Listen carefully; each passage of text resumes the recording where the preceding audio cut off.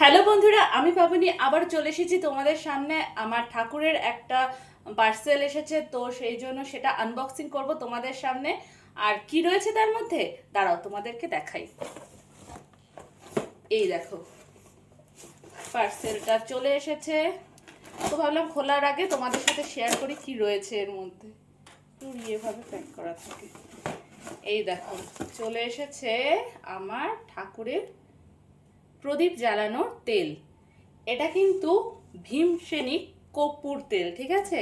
এই দেখো, এটা দিয়ে প্রদীপ জ্বালালে না খুব সুন্দর একটা স্মেল হয়। আর কর্পূর এমনি জ্বালালে অনেক সময় আমাদের ঘরে কি হয়, কালি পড়ে যায়, অনেক কালি পড়ে কিন্তু কর্পূর জ্বালালে।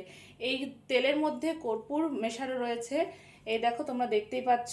তো এর জন্য কিন্তু ঘরে একদম কালি পড়বে না, খুব সুন্দর একটা স্মেল আসে। আর প্রদীপেও একটুকু কালি পড়ে না, যারা খুব সুন্দরভাবে কিন্তু প্রদীপের তেলটা ফুরিয়ে যায়। আরেকটা হলো এই যে ভীমসেনীর কর্পূর, এই দুটো এনেছি।